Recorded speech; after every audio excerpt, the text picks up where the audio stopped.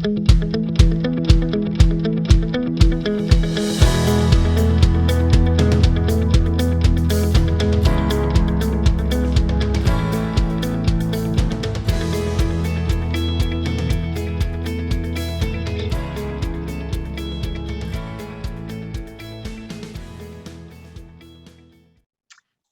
hello and welcome to our second session, Next Steps in Reaching Your Dream Acting Career to celebrate and acknowledge Disability Employment Awareness Month.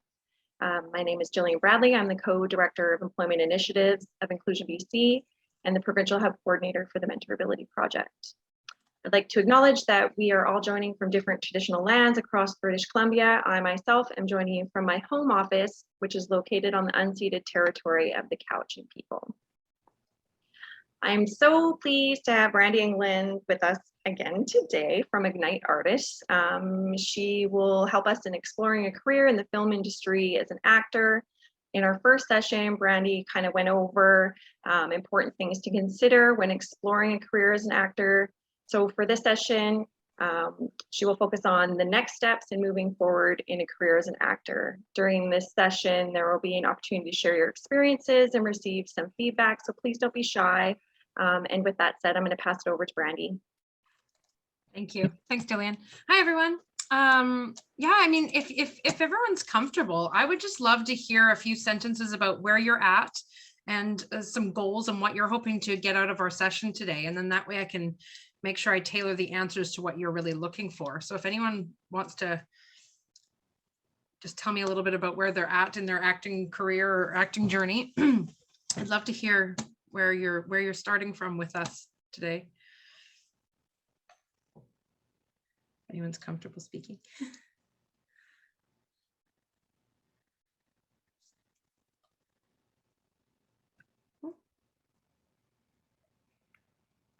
Hello, hi Megan.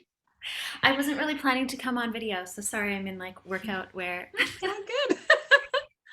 I'm a newish Vancouver-based actor. I do on camera and VO, and I have a rep for each of those. And nice. I'm pretty early career, so I've been auditioning a lot. Most of my bookings have been VO and nothing really on camera yet. So cool. Like right at the beginning of my career, doing lots of training. Where's your heart at in this industry? Like, what are your big goals? Where do you want to be in a dream world? Where do you want to be?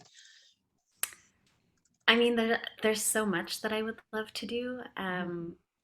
Like I'm really attracted to content that really makes you think or really makes you empathize or opens your eyes to things. And I think right now that's coming in a lot of different formats. It used to be like mostly feature films, but now I feel like there are series or like short form series that are coming out that have that feel to them. And so I'd love to be involved in projects like that I feel like that I would feel proud of, and like they're having an impact somehow in the world, and like doing lots of different steps.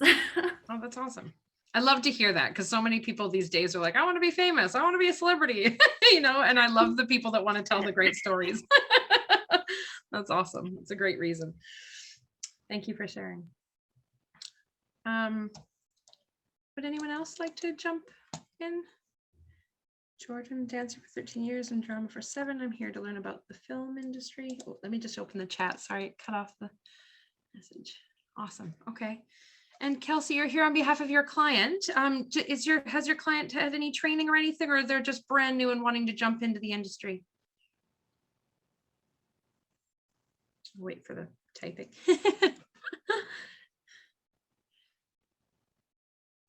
And Jordan, you've been a dancer for 13 years and I've been in drama for 7. Awesome. So are you looking to do theater or film and TV or voice work? Is there anything in particular, or do you want to just do a little bit of everything because you love acting and performing?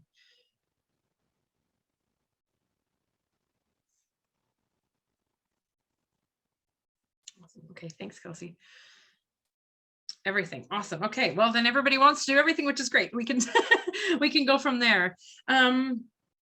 So I know we talked a lot about like the absolute basics from before. The number one thing, I think I said this several times last call, and I'll say it from the very start. is realizing that this is a profession like any other, like a teacher or a doctor or any other profession. It requires training and a level of professionalism. And a lot of people come into it just being the heart-centered creative type that wants to share a great story, or have a fun experience, which you can do all of those things in this industry, but they don't realize how competitive it is, and that a casting director has a huge responsibility to whatever production they're working with, to find the right people to tell those stories. There's a lot of money involved, there's a lot of pressure, there's a lot of people applying. So it's really important from the get-go that you go, this is not just, I think a lot of actors are told, oh, this is just a fairy dream, go get a real job and then do this as your hobby. But you really do have to treat it like a career and a profession if you really want to, hopefully sustain yourself with this industry, because it's all over the place. So I think that's the absolute number one thing. So it's always thinking of yourself as a business, as an actor, not just a person who wants to tell great stories. That's a great why behind why you want to do this, but to really know exactly the steps that you need to take. So we're going to kind of talk about that. And please, at any time, feel free to just stop me and ask questions based on your particular situation as well. So I'll just kind of go through what I feel the steps are. I think we touched on this briefly before, but the first thing is just to get training. Like, so many people start backwards where they're like, I need to get headshots, I need to get an agent. You need to get training to know who you are as an actor, to know, scene study is one of the main things. It helps you create an environment around you, especially nowadays when everything is on self-tape as opposed to an in-person audition, because it's very different when you're in a room with a wall behind you and a light in front of you, as opposed to on a stage auditioning in theater or going into an audition room for film and TV. So the number one thing I always say is get training, show people that you're willing to invest in yourself as an actor, and that you understand that this is not everybody can just show up and be somebody else and tell a story, that you need to learn certain things, especially if it's film and TV acting. Film and TV is a whole different world than theater. Theater, you have to be big and grandiose and reach an audience that's very far away. But on film and TV, the camera's sometimes a foot in front of you, and it's all the micro expressions and things like that, and being very authentic to the story that you're going to tell. So one of the very first things would be definitely to get training. I think even before that, you have to know why you're doing this. If you don't have a very strong reason behind why you're doing this, it will get very hard, so that's a very important thing. I'm actually in my house right now. I have a poster over on my wall that I made about 10 years ago of my goals and my why of the life that I'm living. And it really helps me stay on track when tough times happen. So I think that's always a really good place to start, is really knowing that and putting it all over all over your life. If it's in the front page of your journal, or hung up on your fridge, or like a poster like I have over there on my wall, knowing that, and then going, okay, I'm committed, I really want this, let's go get some training. There's 4 or 5 different things that casting directors really look for on a resume when it comes to film and TV training. Number 1 would be scene study. They're also looking for character analysis, talking about how to develop a character, how to step inside someone else's shoes and authentically tell it while still maintaining who you are as well. On-camera technique, obviously, a lot of people come from theater, and it's quite a hard transition from theater to TV, because again, you have to make it smaller because the camera is right there. So those are just a few of the places to start. Script study as well, like to study an actual script. Super important to go through that. It's very interesting. There's a fun, I can't even remember what it's called exactly, but there's a fun saying or phrases where they move punctuation around.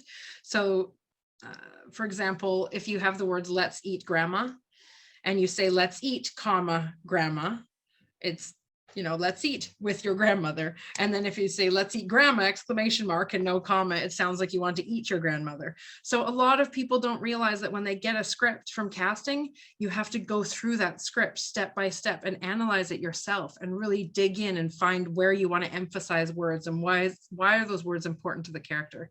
So that's another big thing. A lot of people think, okay, I get a script, I'm going to memorize it and I'm good. But there's so much more to it than that, because they want you to realize, why would the character say this? Why would I, as the character, say this? Why is it important to me? What facial expressions would I have, to support what I'm saying? What's the reason behind it? So each like sentence within a script should be analyzed, and you have to learn how to do that with a coach. So yeah, it's a toughie. Oh, I just saw Olivia just joined us. Hi, Olivia. If you're comfortable, feel free to unmute your mic and just let me know what your goals are with our chat today and kind of where you're at in your acting career. I'd love to get a better sense of where you're at, so I know what advice to share.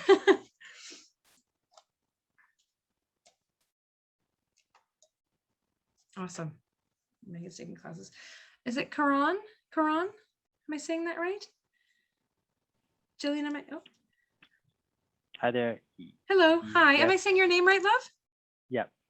Awesome. That's right. It's Karan. Karan. Thank you Oh, very cool. much. Yeah, no problem. Can I ask if you're comfortable sharing what aspects of the film industry you're interested in knowing more about, and kind of where you are in your journey? Sure.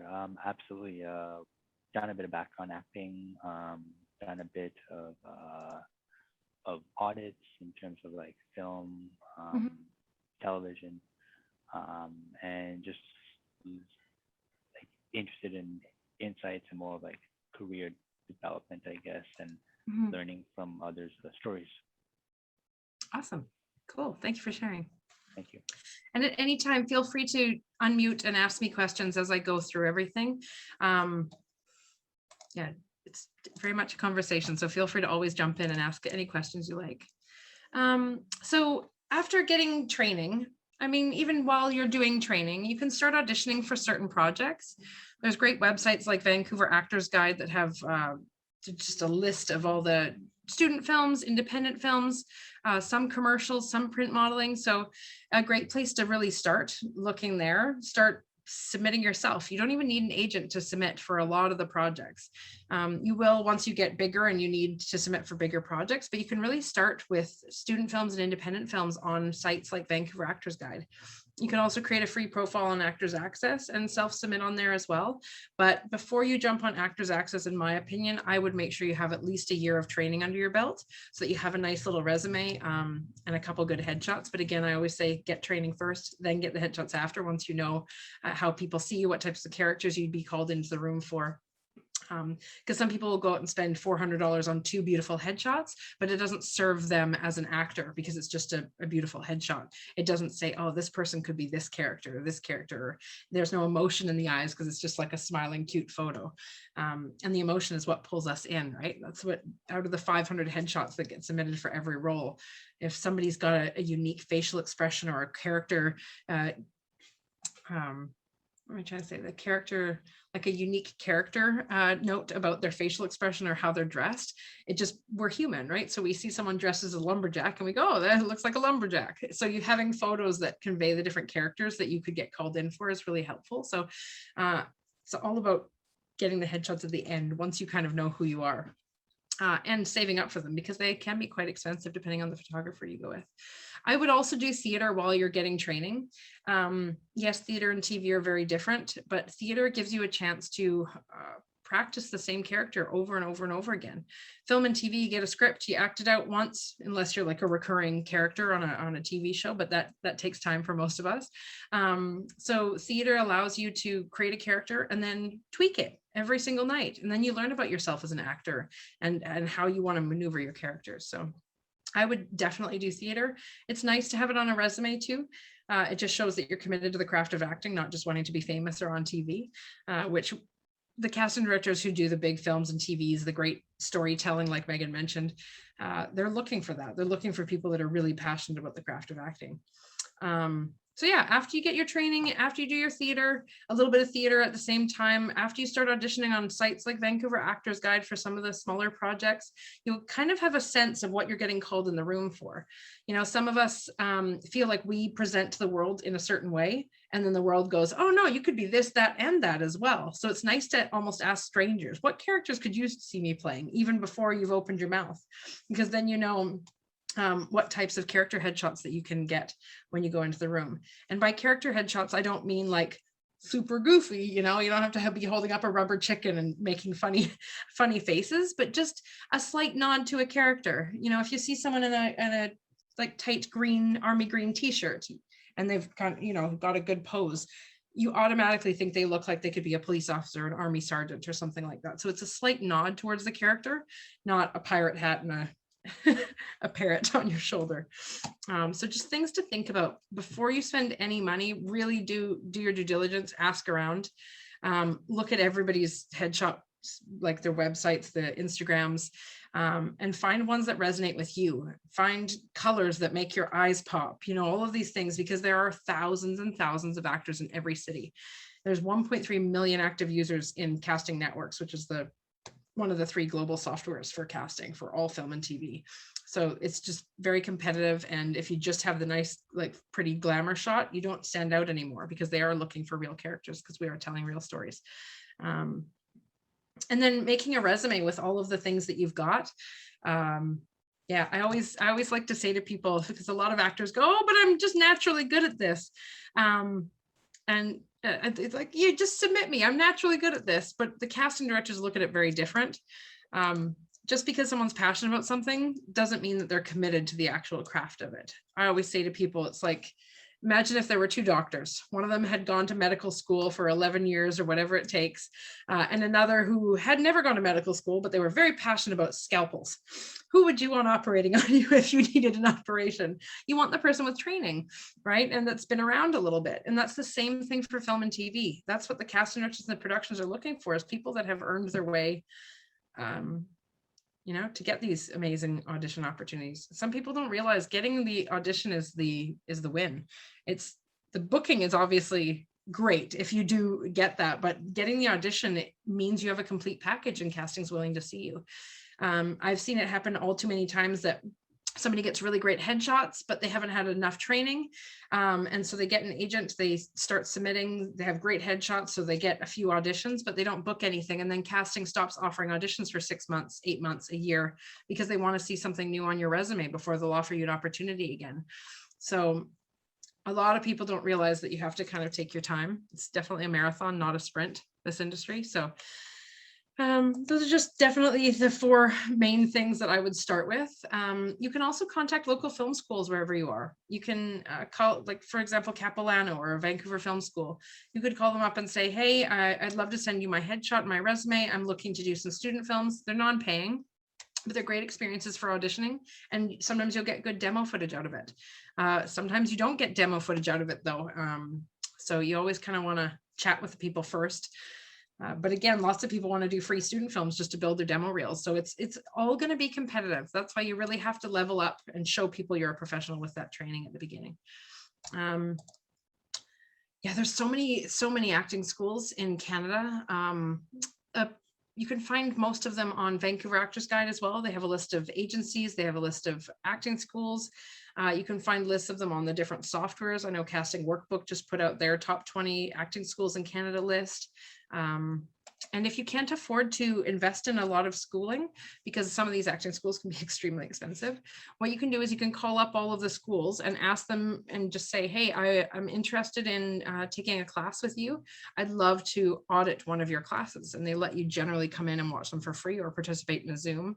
And then you get some free training as you go. And you kind of realize, oh yeah, this is an area that I'm not good at. This is what I'm not versed in. And then maybe you take a workshop, so it saves you a little bit of money. There's also great, even just casting director workshops on Zoom, on YouTube.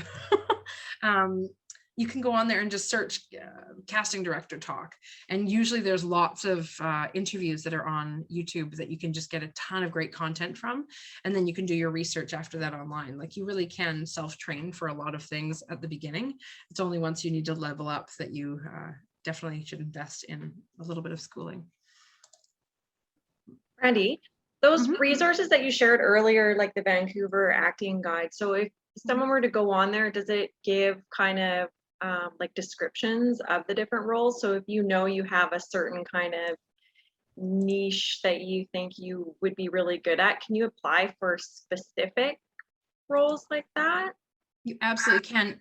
Do you mind if I screen share? Because I can actually show everyone. Yeah. That'd be great.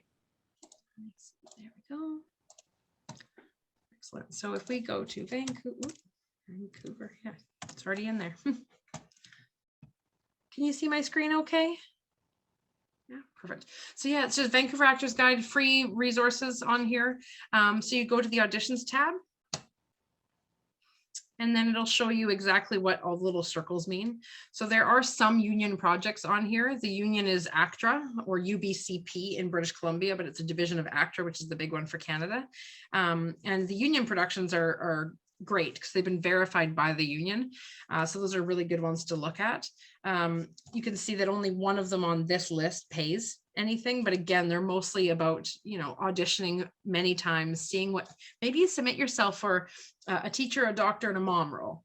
And every single time you submit yourself for those different roles, you always get called in just for the teacher. So that's, you're like, okay, so my profile must say that I look like a teacher, or my headshot must say I look like a teacher. So it kind of gives you a sense of what you're going to get called in the room for from other people's points of view, and then how you can also tailor your resume or your headshots to open up more doors for you in the future. So all you have to do is go to one of these projects. So this is a Simon Fraser University.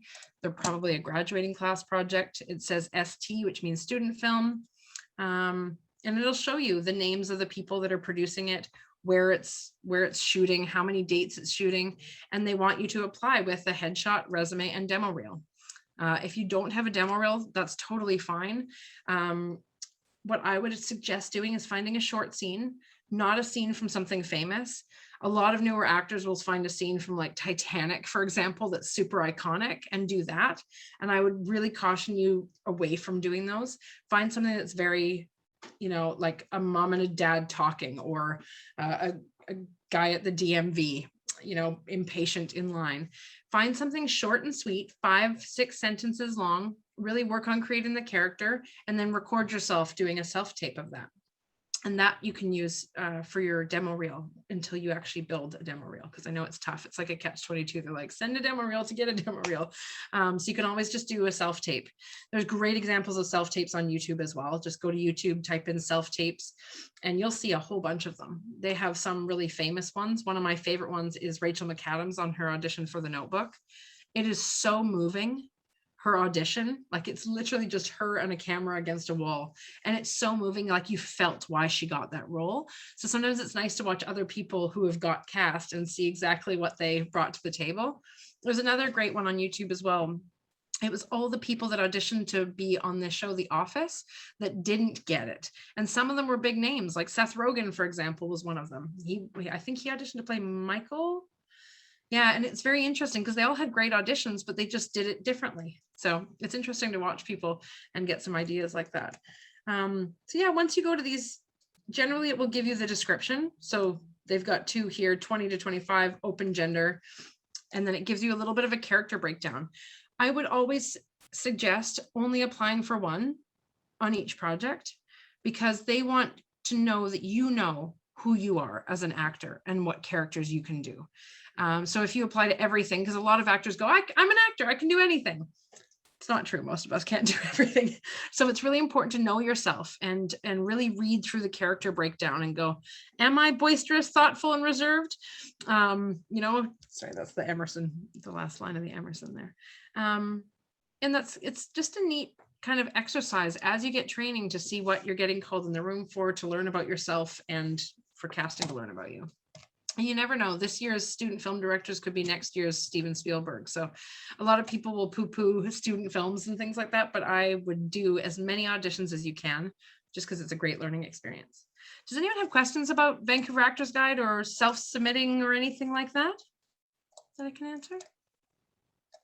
So people can just do this independently. They don't need to have any type of manager or anything like that to apply for these types of positions. Yeah, everything on Vancouver Actors Guide is open to actors. Absolutely. Kelsey, I just saw your message. Do you have anything or know of any training in Ontario? I really don't. It's not my area. Even here, I can list off most of the schools, but I feel like everybody connects with different schools and different methods of training and different teachers. So I always hate advising people what school to go to. I just feel like if you take the opportunity to do some research on a variety of schools. There's lots of Facebook groups for actors as well. So you could type in like Actors of Ontario, and I'm sure you'd find several groups in there where you can say, hey, I'm interested in taking some training. Could you give me some suggestions? And 20, 30, 40, 50 actors will give you a lot better advice because they've taken the courses than an agent. So that would be where I would look. I could ask our Toronto agent, but I'm pretty sure he'd say the same thing, is it's best to find what works for you, but also really vetting who it is. Because if it's someone that was an actor, but they never got booked and now they're teaching, it's probably not someone that you want training you. I know that sounds horrible, but that might be a good starter, but you want someone that's a working actor to be teaching you how to be a working actor. So just something to think about when you're looking. Yeah, there's other good stuff on here as well. And then once you decide, so there's also casting workbook. I'm just going to show you all of the casting networks, Actors Access.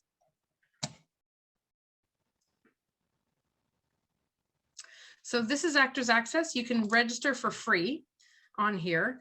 There's the $68 a year, which is the plus, or there's the free one. Your agent only needs the free one if you do work with an agent. The only reason why some people do the $68 a year is so that you can self-submit on projects. So the way that Actors Access works is all of the big shows, like the TV series, the feature films, those are shown generally only to the agents. That's why you need an agent once you get there. But for all of the other smaller projects, and by smaller projects, I mean like commercials, independents, things that only pay $200 a day, as opposed to the $1,000 a day, those are all posted on here for actors to self-submit. So that's why they charge $68 a year if you want to self-submit. You can start with the free one and just look at all the submissions. It just won't let you submit unless you pay. But it's a neat exercise just to log in once a week with your free account and just look at what's out there and go, oh, this is what's trending right now. And there's always roles that are always going to be there. There's always going to be lawyers and police officers, because that's in half of the TV that we watch these days, half the dramas at least. So you always know, but it's neat to watch the different trends. Like Megan had mentioned, how she's seeing like real stories being told and moving things and things that, we want to be inspired because the world's a crazy place right now. So we're seeing a lot more things edging towards that. So yeah, you can watch for trends on this site. Casting Networks is the big commercial one. They do have some principal. They have worldwide stuff. For example, they had Lord of the Rings on here that was going through New Zealand. So some of the biggest things are on here as well. You can also have a free profile on this one. You just have to watch it, because they will send you like, you fit this job, you fit this job, you fit this job. And that's just the computer system saying this person is this age range and ethnicity. It doesn't mean that you're perfect for it, or that somebody's said, oh, I like that. Like I've had a lot of actors be like, hey, they contacted me saying I'm perfect for this role. Did I book it? And that's not how it works. They're literally just trying to get you to spend money to self-submit on the software. So just something to know. It's good to create the free profiles, keep an eye out on things, and then possibly submit if you want. But it's really good just for research at the beginning. And then Casting Workbook is the last one. This is the only one out of the three that doesn't offer a free profile. Oh, there it is right there. Top 20 Canadian acting schools. Yeah, so if you go to Casting Workbook, you'll be able to find that list of the top 20. Obviously, this is the top 20 in Casting Workbook's opinion. So you have to take that with a grain of salt and do your research still and talk to people. But this one is $10 a month, no matter what. So I've recommended for most of my actors, especially at the beginning, to only do networks and Actors Access, because they're both have free options, where this one is paid, and it's actually the slowest out of the three softwares. So I just want to let you know this is here, because they do have great casting directors chats and things like that. Most of them are on YouTube, but a lot of them are in their library here on Casting Workbook. So yeah, those are the three main softwares. You create a profile in there, and I can actually show you what a profile looks like from my end of some of my talent, to give you a sense of what you want your resume to look like eventually.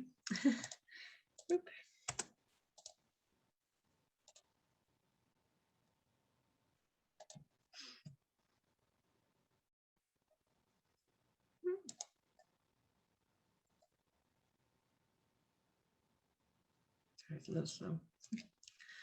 Yeah, so you can see, this is what I see as an agent. So as an actor, you probably wouldn't see most of these things. Some they do share with actors, but most of the big ones they only share with agents. So this is Legends of Tomorrow, for example, Superman and Lois, I had in a commercial. So there's lots of different opportunities on here. I'll show you what a really good profile looks like and what a not so great profile looks like too.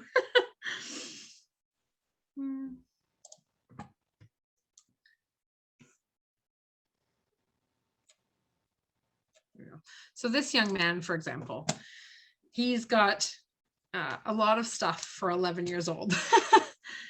I'll show you what his profile looks like. And this is what casting sees. So it's really important that you have a very, complete profile. So this young man has a variety of different headshots. As you can see, he's got his like cutesy leather jacket.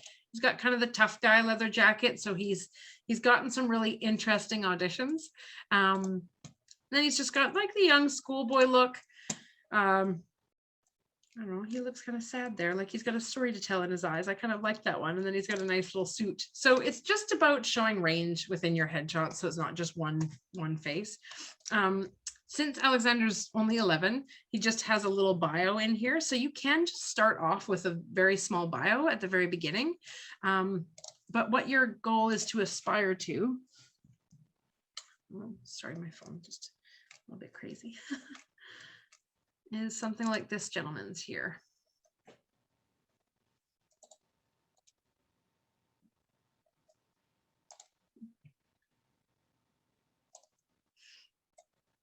Yeah, so this gentleman, he's got some good photos, like good range in his photos. Like this one, for example, that's like a warrior type photo.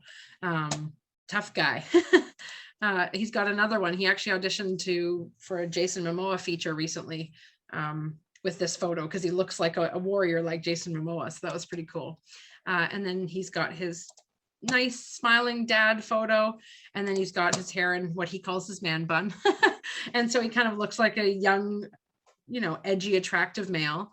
He also has his media clips in here. So he has a dramatic demo reel and a comedic demo reel that he did student films for a long time and then started auditioning and then booked a few things and put them all together in two quick little reels, some very dramatic, some very comedic. So it shows he has range.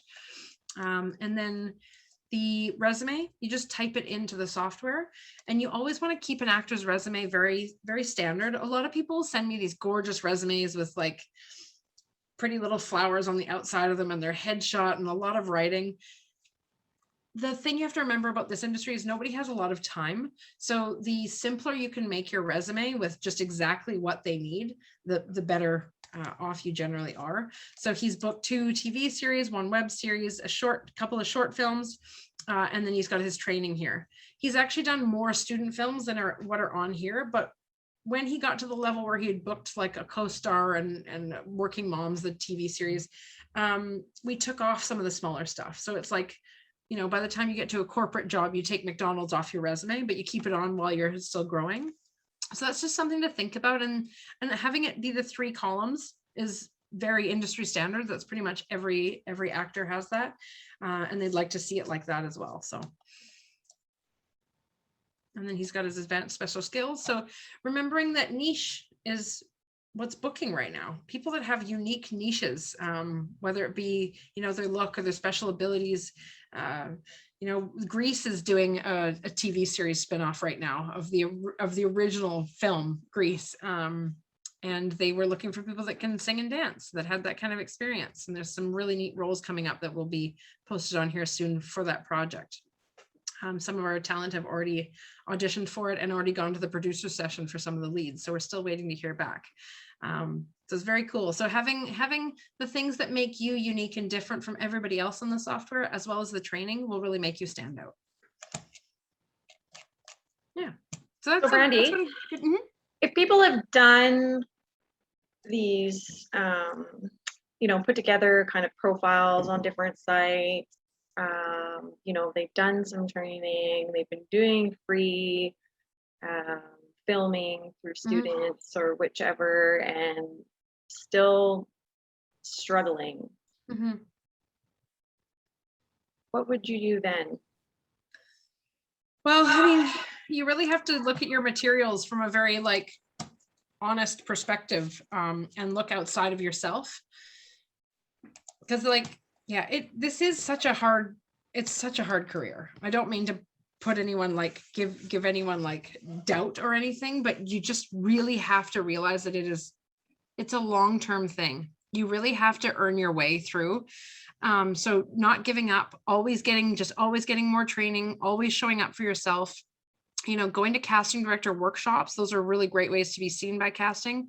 Just be careful, because some of the casting directors will, during COVID, everybody stopped making money for quite some time. And so some of the casting directors started doing more and more workshops.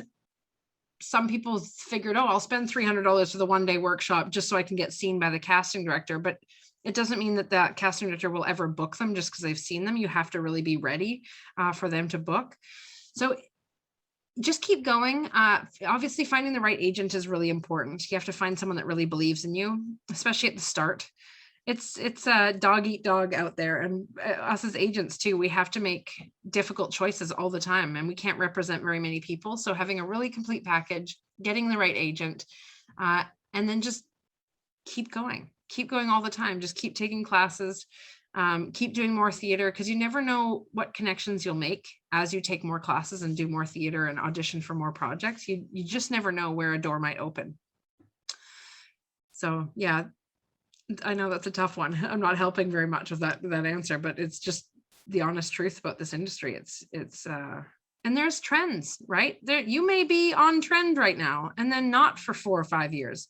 It depends on what's filming in your area as well. Like, for example, all of our Japanese actors, when Terror was filming here and Godzilla, they were working all the time. And then the 2 Japanese shows went away and they didn't get much work for a long, long time.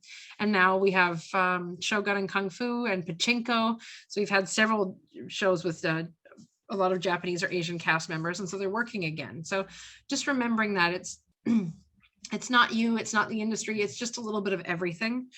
You just have to keep plugging away and getting more training and getting more demo clips to show people you're the right person for the job. So. And then if you are a person with a disability, maybe a visible disability, or even an invisible disability, would that be something that you would put in your profile, or is that something that would come later? We talk a lot about disclosure, and I'm just wondering about in the film industry, what that looks like for maybe some of the people that you represent that have disability. For sure. Well, it really depends. It depends on the person. If it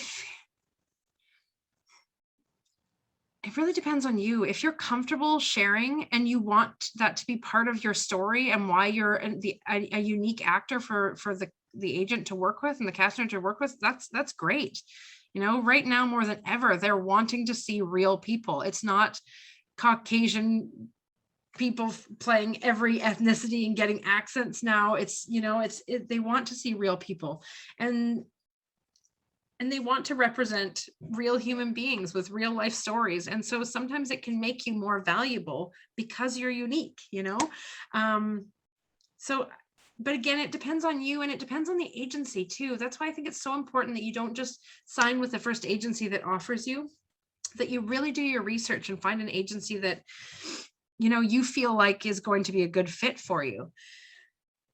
Yeah, that's a tough one. It really depends on the person. It's up to your comfort level if you feel like sharing that, because it's nobody's business if you don't want to share it, right? So you should never feel bullied or anything like that into disclosing anything. However, it could make you the unique niche actor that the agent doesn't have yet. So it could serve in your benefit as well. And do you find there's been like a shift in attitude in the film industry when it comes to hiring people with disabilities? Yes, it's not happening as fast as we would like it to, but it is happening. I think most of it is fear. We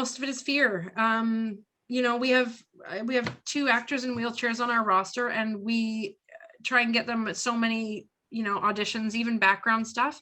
And a lot of the casting directors we'd love to bring them on set, but we don't know if we're going to have, the right facilities, or we might say the wrong thing. And I'm just like, we need to educate. So if you really want to be in this industry and you want to make a change in the industry, you can be a part of that by educating people. So you could even, You could even like record a 1-minute video and just have it in a private link on YouTube and just say, hey, this is my disability. This is who I am.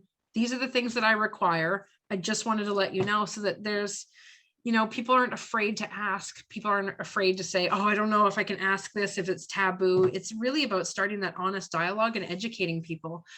You know, sometimes we have to be that change. We have to create, you know, that movement by educating people that we want to work with.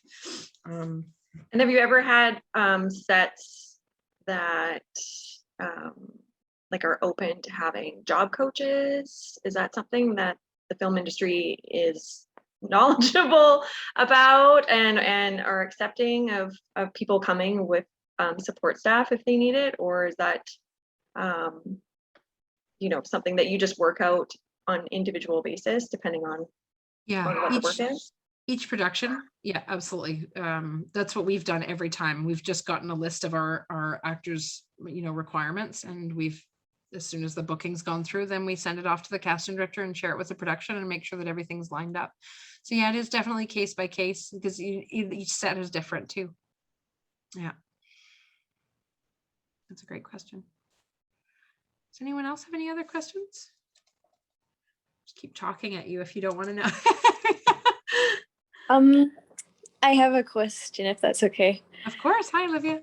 I was wondering about voice acting, because I've done theatre and I've done small bits and pieces for voice acting, and I find that's more where my preference lies.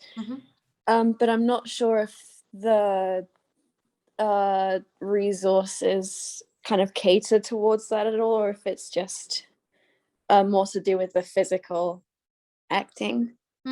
So well, yeah, well, I mean, voice acting is a whole different kettle of fish. They still post a lot of the jobs on the 3 softwares that I showed before.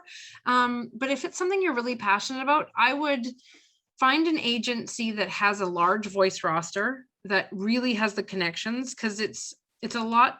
It's completely different than the principal acting stuff, but it's such a bigger niche, and you have to have a really strong demo reel for voice, because there's so many people out there that want to do voice.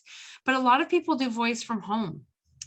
They have what's called Source Connect. It's like a software that it makes it sound all good, and then it sends it off to the production. So we actually have a family, a mom and two daughters that are all actors, and they love doing voiceover work. So they've actually built a little like they have that soundproof cushion on their walls and a microphone, and they do a lot of work from home. So you can be self-represented and search for those. You just have to be careful, because some of the websites, like I think it's like Voices 123 or something, it's like $600 to have a profile on there each year.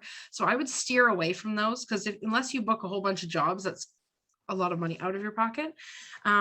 There's also studios that do cartoons and commercials that use a lot of voiceover, and they will have 10 or 20 people on retainer that all do 10 or 20 or 30 voices.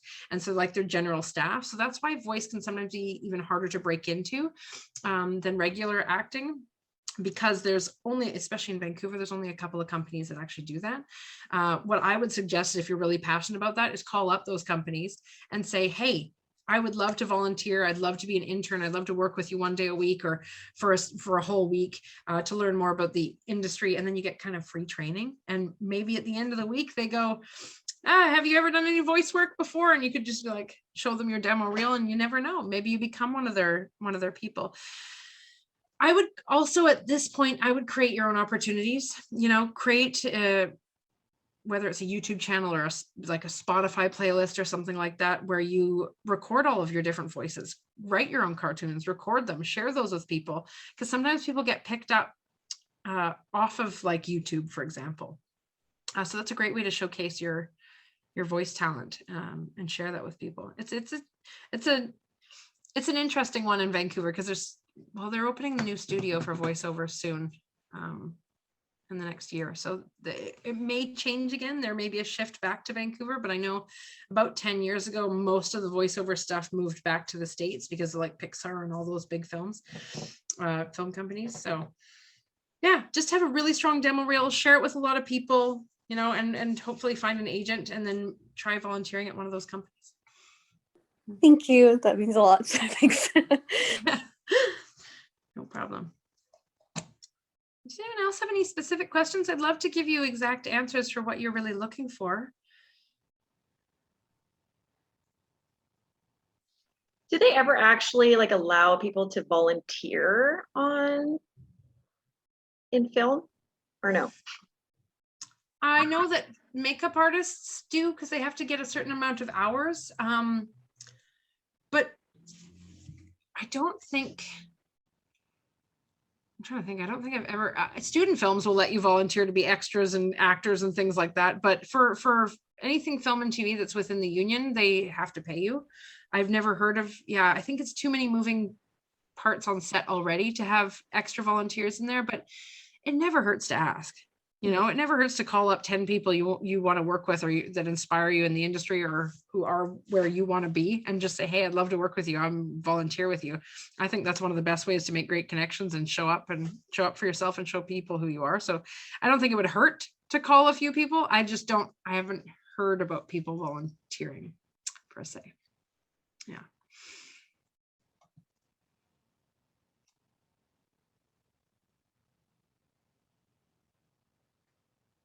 Oh, thank you for sharing. I just saw your comment. Awesome. So if no one has any specific questions, I just want to make sure I'm not talking about things you guys don't want to know. Another place that you can go on is backstage.com. I'm sure many of you have heard of it. 95% of the jobs on there are in the US. But it's still, they have lots of great articles, like tons of great articles on everything to do with acting. So that's another good place, even if you don't sign up for a membership on there, just going through all their free articles. Yeah.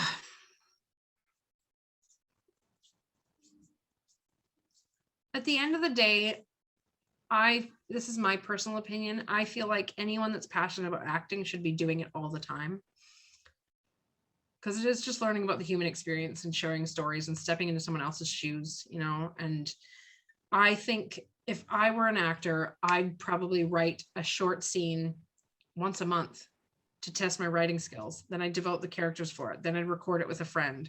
Like I would be constantly creating stuff, and you never know, you might come up with a brilliant idea and somebody might want to work on producing it with you, you know. So that's another thing when if you feel like you're getting stagnant where you're at, create your own stuff. Like don't wait for the world to offer you opportunities, create your own opportunities. And I think that's one of the best pieces of advice that I can give you.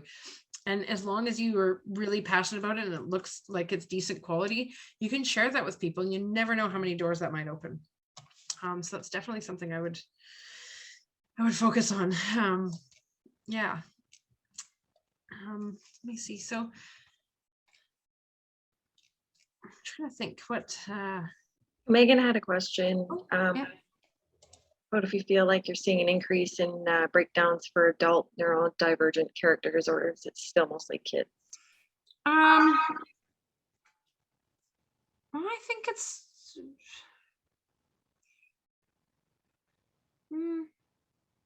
I'd say more kids than adults, but I have still seen roles for adults as well, for sure. Yeah. Again, I think it's about a lack of education still out there as well. So that's why I really believe that if you're really passionate about acting and you want to share your story with people and educate them, I think that will create more opportunities for all actors in the future as well. So that's why I always say that. If you can put together like an informational package and share that with I mean, you could even write a letter to the province and just say, I'm an autistic actor and this is my story, you know, and it's just sharing it with like an open heart and some educational facts thrown in there. You know, it's just people, there's fear of the unknown, fear of doing something, fear of saying something, and they're going to hurt someone's feelings, you know. So just saying, hey, this is who I am. This is what I want. These are my goals. I would love to educate you on who I am and what I require and things like that. It's just, again, this is a film industry where you share stories of human connections, and sharing yours is a way that people notice, and maybe maybe someone will write a character for you. You know, you really never know. You could inspire somebody to create a film. No. Sorry, that was probably the longest winded answer for a short question. It was great. I think it's important for people to not lose focus on their dreams, and if this is a career that's something that somebody really wants to do, having the encouragement and just what you've shared today is super important to keep people striving towards that dream. So I mean, I could literally talk for like 24 straight hours on all the things that you need to do to continue to be successful as an actor. I would just always say, I think I talked about this before, but it's really important. There's like the golden rule of business is to find people's pain points and solve those pain points. Because if you can take away someone's pain, you've solved a problem. If you can solve someone's problem, you're someone that people want to work with. So always thinking to yourself, who do I want to work with? What are their pain points? And how can I alleviate that pain? It can be as simple as McDonald's. It's an analogy I use all the time, is McDonald's. People are in a hurry. People are hungry. Like, people need to eat. People are in a hurry, and people are on a budget. So that's why McDonald's is successful. It solves those three problems. So how can you as an actor solve an agent's problem, a casting director's problem, the production's problem, and the industry's problem? And if their problem is that they don't have enough neurodivergent roles out there, then teach them. Be the one that starts that change. Be the one that inspires that first story. You never know. But always thinking about that golden rule of what's the pain point of someone I want to work with, and how can I alleviate that pain for them? It's a game changer. It's like one of my mentors, he said, if you ever meet like a celebrity or some big business person that you want to network with and you're nervous, just figure out how you can offer them something. And I've done that quite a lot and been able to network with some really cool people, because I've, not gone up to them and been like, hey, oh my gosh, you're so cool. Can I hang out with you? But you know what? This is something you don't have. I would love to help you get it. And they're usually like surprised that you stood up and said something like that, because people people usually want something from people. If you can offer them something, it really says a lot. Great. Thanks, Brandi. Does anybody else have any questions for Brandi? If you think of anything, something might pop into your head after the session, please feel free to send me an email. I'll put my email in the chat, and we will do our best to get you an answer. Sounds good. I also do live Clubhouse chats on the Clubhouse app every Tuesday and Thursday from 9:30 a.m. till 10 a.m. So if you ever just think of a question, it's an open chat for any actor and us agents at Ignite, and so you can come and ask questions there too. So how do people access that? So within the Clubhouse app, if you just search Ignite Artists, we have like a group in there, and you can just follow us, and then every time we go live, it'll say, hey, Ignite Artists is going live. Perfect.